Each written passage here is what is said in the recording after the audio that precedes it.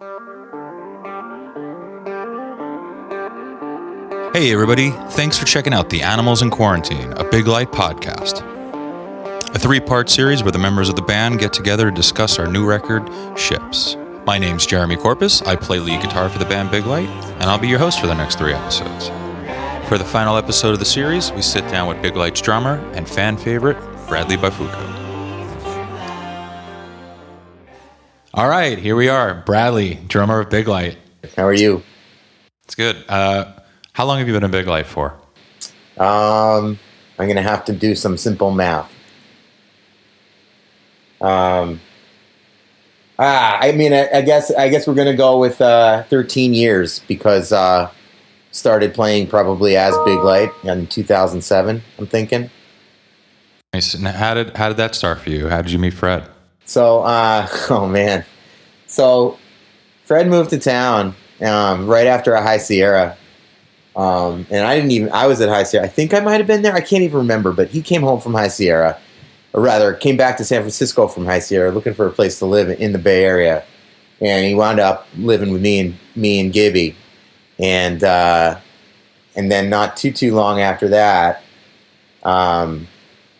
like my wife Ray and Fred and Gibby had all gotten together to get me a drum set for my birthday. And shortly after I got that drum set for my birthday, it was that little Gretsch Catalina club that we used to take on the road. After they gave me that kit for my birthday, Fred's like, "Hey, why don't you come play in this band I play in called The White Thighs?" And I'm like, "All right, what are The White Thighs?" And he's like, "Well, it's kind of like a cover band, but there's also originals, and half the guys are living in Rhode Island, and half are here, but he's up in Tahoe, and it's, you know what I mean? It's the whole thing." And I'm like, "All right, I'll do it." And so I didn't know rehearsals, and I go play a show at the Red Vic Theater with those guys. And that's how we started, we started in that band, The White Thighs. And then Fred started writing music in that band that seemed like it maybe needed a different, I don't know what you call it, just needed a different place. It needed a different home. And then I think, he just decided to, start writing that for a different group. And that became, the music that he was writing in The White Thighs that was not necessarily for The White Thighs started becoming the stuff he started writing for Big Light, and that's kind of like, that's where it all started kind of thing. It was coming out of that, and there was original music, that Fred was writing, whatever, that music became Big Light. I said that about 6 times, sorry. Well, no, it's just it's interesting because now here we are 13 years later, putting a new record out, and kind of that record had kind of like built the band back up and stuff like that. So what was it like for you to kind of like, let's say, rejoin Big Light or rejoin the process of Big Light? Like, how did that come out? How did Fred reach out to you? Well, Jeremy, that's an interesting question that doesn't necessarily yield like it was this, So do you care if I kind of go off on it? And... That's why we're doing this. So, we'd all gone through our kind of like, stepping away from each other and from the music and from everything for a minute. And like,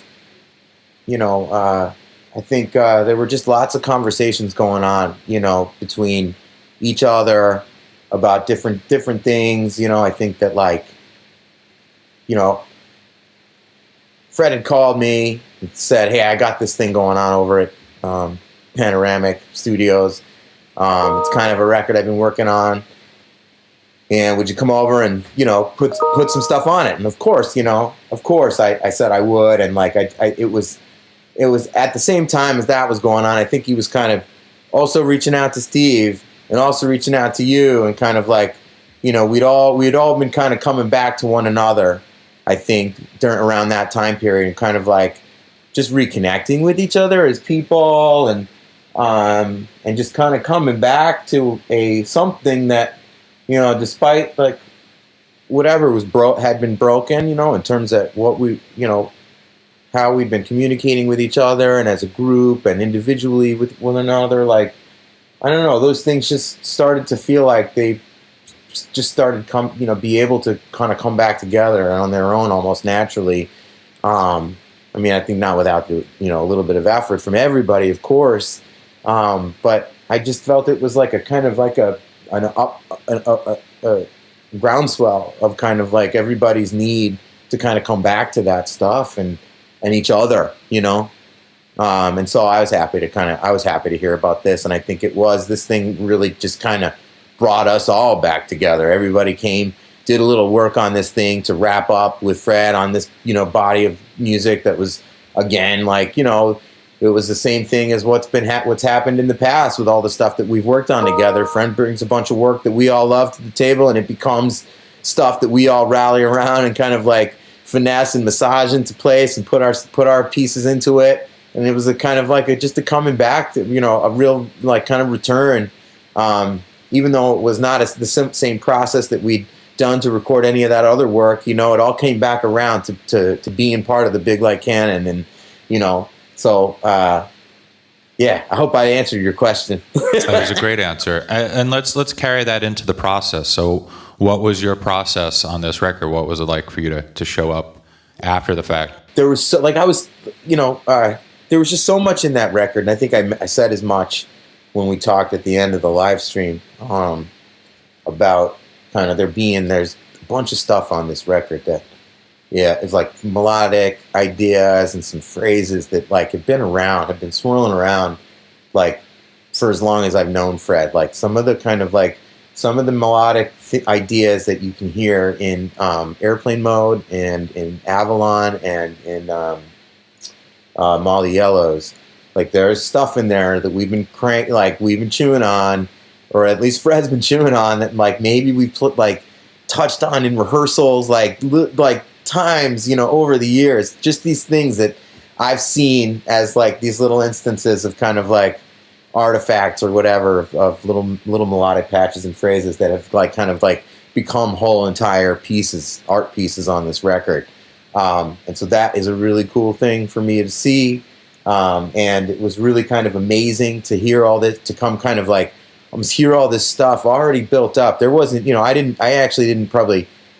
contribute in terms of volume a whole hell of a lot to this record, but kind of being able to come back and put some stuff on it, re-record some different parts, put a lot of percussion all over it. But like, just to have a hand in it felt really kind of good and complete, just in terms of being able to put something towards this record, because like, similar to how older records have been done, like, Fred kind of like, in terms of the writing, does a lot of it, most of it, almost all of it. But like, there are little pieces here and there where we all kind of contribute our bits and our things, at least to the kind of like all the structure and arrangements and, all that and all the performances and stuff. So, it was kind of came back to becoming the same kind of process. It's just that we we weren't there, like me and you and Steve weren't really there for the tracking, and so that was the only kind of place where it was really, really different. But it was, it all came back home at the end, and it feels right to be putting this record out under the Big Light moniker, I'm so stoked, and I have been stoked. Like, we've been there at all the rehearsals, like the 3 tunes we put time into. I think we put time into 3 of them. Like we got 2 of them down pretty good at this point, but I can't wait till we have that whole record down pat and like we're able to kind of like bring and present all those pieces, live. I'm really stoked on that. Me too. So you got to go down to Stinson. You got to go to the studio. Yeah, I actually was there. I spent 2 days there with Fred. 2 separate days because I got kids, and so I couldn't go stay there for time. But I did spend 2 days there, one with Steve and one with just me and Freddie. And doing percussion, drinking lots of coffee. I think I took a day off of work to go up there one day. But yeah, it was awesome, and it was just me and him and Jeremy Black, working for the day on one day. And then I think it was me, Fred, and Steve on another day. Can you quickly describe or let people know kind of what that studio is about? Because I think the studio in that spot, even though we didn't get to spend much time for there, it's a super inspirational spot. Super, so and it did have actually, like, I think, and you'll be able to correct me if I'm wrong here, but like, first of all, the setting is like you know, totally dreamy fantasy. You know, it's kind of like even the kind of like driving up to it, these little kind of like the structures, the homes are like this kind of like, it's like almost at once like super NorCal, but also a little bit Tolkien. You know what I mean? Like super fantasy vibes, right? Well, it's shaped the house that the studio is in. It has like a castle tower. Yeah, exactly. Yeah. It's totally Tolkien. You know what I mean? And you're up there shouting at the dwarves, you know, doing whatever. And for people listening too, I mean, anybody who's ever driven the Route 1 north up the coast of California from San Francisco knows that once you get about 45 minutes north, you get to the top of a hill and you overlook and you see Stinson Beach for the first time, right? And the whole cove and all that kind of stuff. And it's arguably one of the most iconic shots in all of California. I mean, thousands and thousands and thousands of Instagram pictures have been taken right in that exact spot.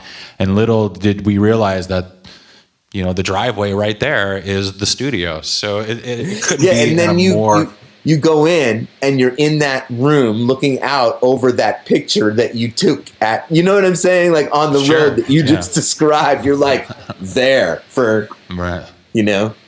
Yeah, I mean, I was stoked to be there. I mean, I've been, and it's owned by the Tape Op guys. And for anybody who's listening who don't know, Tape Op is a free publication for audio engineers and, you know, music nerds and stuff like that. But it's kind of like the monthly Bible for that. And this is owned by the guys who've been running Tape Op forever. So it is just filled with just the most fantastic gear you can ever lay your eyes on, too. So definitely an ideal place to go make a record. All right, so you got to Stinson, and what were your first impressions of the music when you heard it? Well, I mean, it was, you know, to be honest, Jeremy, I think I had heard, Fred had sent me like one or two tracks prior to my getting up there because he wanted me to think about a few things before, you know, wanted me to hear a few things before I got in there to put some tracks down. But like, you know, we did go up there and, you know, Jeremy Black put it over the studio monitors, and I got to hear, I think the first track I got to hear was Airplane Mode. And I think you had just done your work on that, and it was like, you know, hearing it on those studio monitors and that whole outro piece. It's more than an outro. It's the whole, you know, B part of that song. But like that whole section, you know what I mean, from the kind of like from the vocoder work, you know, through to that kind of like drum beat and rise all the way through jam, all the way through the end. It was like, I'll never forget that. You know what I mean? That was like, that's a really cool moment on the record. And that was like the first thing I heard, you know, one of the first things I heard. So that was pretty sick. Yeah. I think the second thing I heard, and I think first thing I tracked to was Octopus, the bonus track. Awesome. I can't remember if that was the first one I recorded either. I didn't hear any of those songs by the time I had gotten there, so I went in totally dark to a lot of that stuff. So yeah, I mean, most of what I laid down to that record was like first impressions, kind of playing. You know, knowing that I had 24 hours to like lay down all my tracks and get it all done. It was like, okay, you don't have time to work on this, so it's like, let's just go with your gut instinct and run with it. And I think that jam that you were talking about too, I remember thinking that it was like, this is too long. This is like, I'm just like, what am I doing here? I'm just soloing on this thing. But to both Jeremy Black and Torfy's credit, they had really kind of were like, no, solo, keep going. I think they had a bigger vision for that moment than I did, for sure. Definitely Black did, for sure. He was hearing things that I wasn't. Well, it was so, I mean, dude, it was like, it's a moment, you know what I mean? And it's a big moment. And like, you know what I mean? Like a lot of that, it kind of rides on the back of your guitar part, you know, like it's pretty cool, I think. Well, how have you been enjoying the process of putting this record out? I mean, clearly it's had to change because of quarantine and stuff like that. But you know, explain like kind of like what your duties have been to put this record out for everybody. Well, you know, dude, this has been a real like, we're all hands on deck right now. I mean, I think like, you know, between like Fred commissioning a color theorist to make a kind of like construction paper cutout piece of art that's mounted on wood, and Fred got that over to me, and I got that shot, and we got that digitized so that we could then take and make stuff out of it to use for the release. And so I've been helping out as much as I can on that. It's kind of difficult to find the time, just because of like quarantine and work. Like I'm working from home now, and we got the 2 kids who aren't at school. So mom's doing a lot of all the schooling here. So it's, whatever. It's a busy time over here. But anyway, I've been trying to pitch in as much as I can, trying to get, be there for the kind of like marketing piece and kind of some of the graphic design stuff. But Stevie's been pitching in on a lot of that, getting our website together and stuff. But that's kind of been my MO, is putting as much as I can into the artwork of this stuff. And I'm going to try and put something together for this live stream thing here tonight, for tomorrow. I'm going to try and work something out in After Effects tonight, see if I can't make that happen. Yeah, just so like everybody knows, I think a lot of what we're trying to get across from making this record and putting this out is we're trying to keep everything internal. So all the artwork that you see is coming from us, all the promotion is coming from us, all of these podcasts and any kind of videos and anything is coming from our work. And I think just the fact that we're spending the time to get together once a week and get on a call and then delegate some duties out, and we're all doing them. I think it's just brought us closer as friends. It's made the process great. It's going to be really fulfilling tomorrow night when that record comes out. It's going to feel really good. Yeah, I agree, man. And like, it's also kind of like definitely, I don't know, you can't ignore the fact, like, all we really want to do is just put it out. Like that's our sole intention here. You know what I mean? And like, I guess, whatever, I guess if we can collect a little money to help out the indie fund, indie staff fund, that would be great. But like we just want to kind of get this into the ear holes of the folks that have been supporting us for so long, you know what I mean? And like, all we want to do is just for them to have it, and so it's like, we had just been getting together, like you said, weekly, and just be like, okay, what is it going to take for us to just like give this out to the folks that we love, and that's been the kind of charge for us over the last however long. It was like, first it was like, okay, well, we'll put this out and maybe we'll go out and do these shows and, we'll do this and do that. And then, quarantine hit and it was just kind of like, well, fuck it. Let's just pull our shit together. What are you doing? Okay, I'll do this. You do that. And it's been, and over the course of a couple, it's like you said, several weeks or whatever, just getting together weekly. Now we're on the eve of it being available and out. And that's a really cool thing. And like you said. Yeah, I mean, so it was basically 4 weeks of work. Right? It seems like 4 weeks of work. Like we were maybe like our second week into quarantine, and we were having discussions on like the future of Big Light, and like you said, possibly putting these shows and doing that East Coast run that we had planned and all that kind of stuff.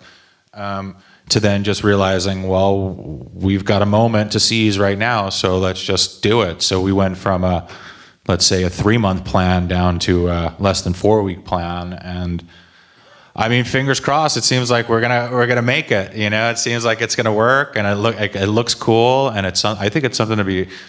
The music. I can't make people like the music, but I think people will at least look at it and appreciate the effort or recognize the effort, that went into like putting a record out. I'm sure there are a lot of bands that are trying to do just what we do and run into that moment when they realize that it's like, oh, it takes a lot of work to make 10 different banners for 10 different media platforms, or, all that kind of stuff, things that I don't think about. And then when you guys start talking, I realize like, oh, that's an hour's worth of their day just to make sure that kind of stuff, So I like that. I like that it's almost kind of a proof of concept for us anyway. Yeah, self-publishing, man. It's like that's all we got to.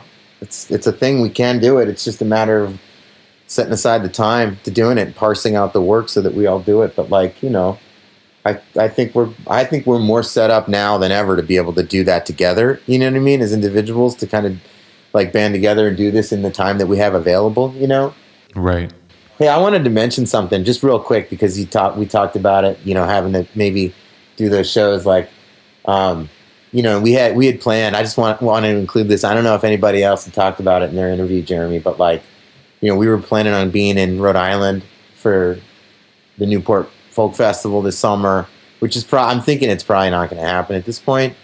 The thing's probably canceled, but I don't see that. Yeah, I don't see that happen. But anyway, it's when we were planning on being there and celebrating Freddie's 40th birthday and doing a show in his hometown because he's like from there in Rhode Island and stuff, and like, heading down to the Brooklyn Bowl after that and seeing our friends over in Brooklyn. All I really want to say is that, like, granted that that's probably not happening, but whenever it is that we can get together to play again, I'm so excited for that. I'm hoping that it's not that far off, but whatever.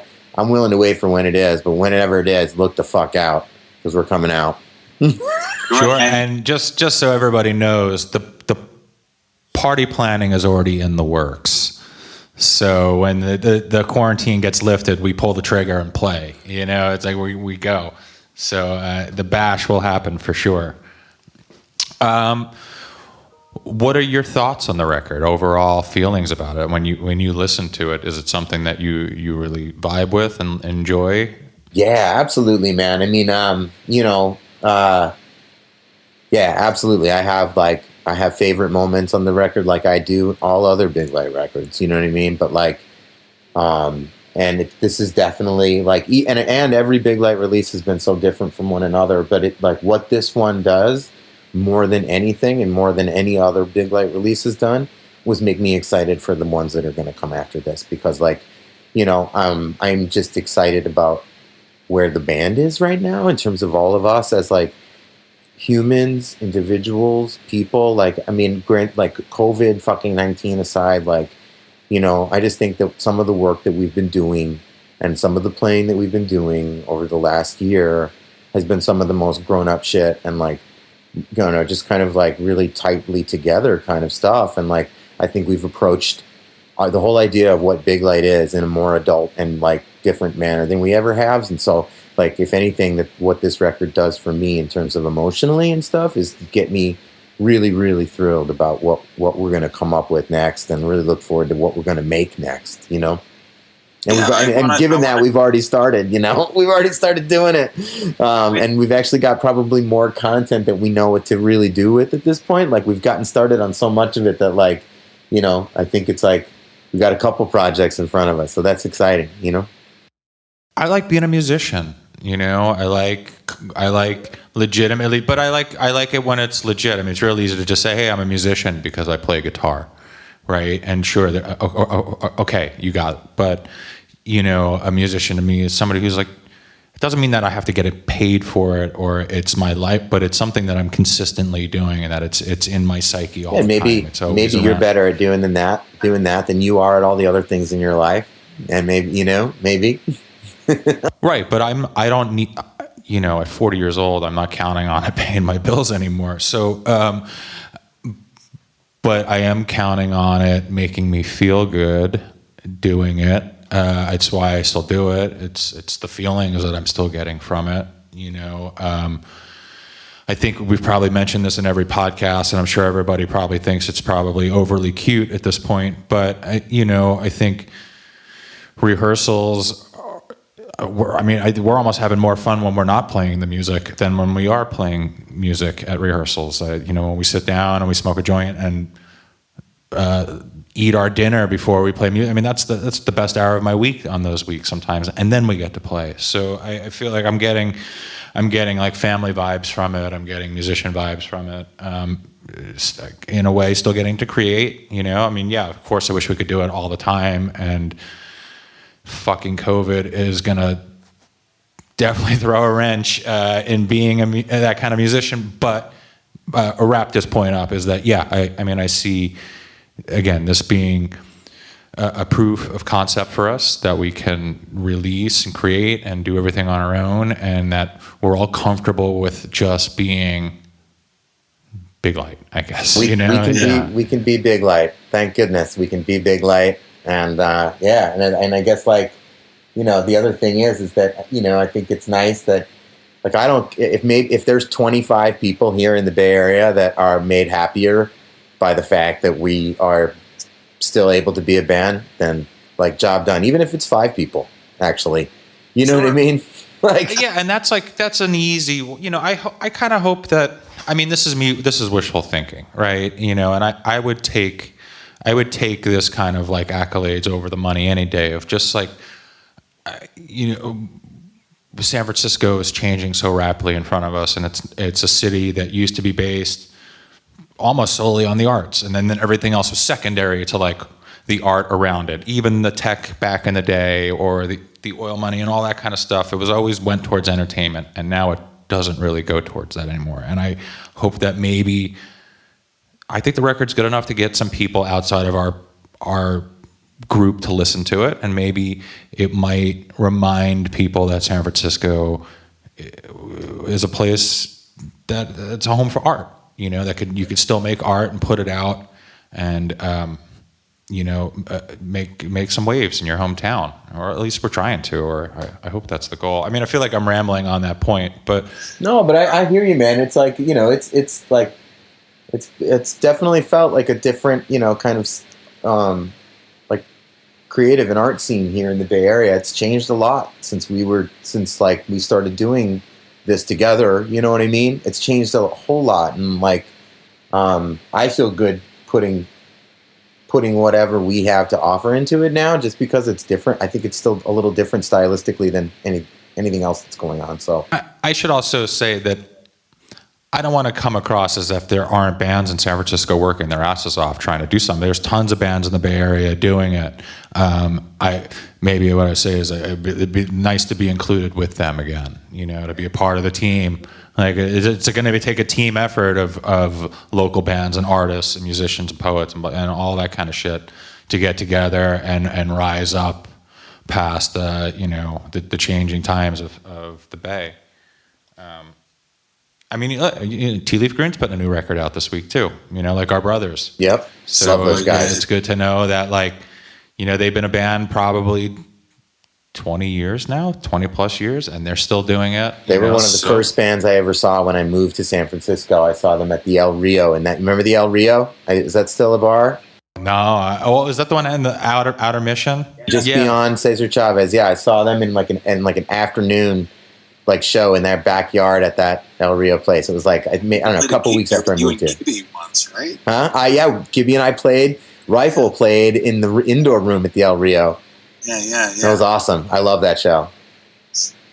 Cool. Anything else you want to talk about on this record, or you think we wrapped it all up here? We talked about everything, dude. I just want to, you know, I want to tell you, thank you for hanging in there. I mean, like, I just, you know, I don't know. I just want to make sure I say this, but like, the whole friendship piece is such a fucking big deal in this band, Jeremy, and like, you know, it really means a lot to me that the four of us are like actively, you know, at it, you know, because I think the friendship here is like super special, and it's like, it's everything to me. Like, that's what this band was all about. And like, you know, the fact that we're all able to kind of just be together and like do stuff is just it's the biggest reward for me from the whole thing. It's just like, when we, like you were saying before, when we sit down for dinner before rehearsal, it's like, it's the best, man. So I just appreciate you, dude. I appreciate Stevie, and I appreciate Freddie, and I just like, I'm grateful that we're able to keep doing Big Light. And like, I think as long as we're all walking the earth, we'll do it, you know? Cool. Oh, I agree. All right, let's wrap this up, dude. I love you, dude. All right, I love you so much. Thank you so much.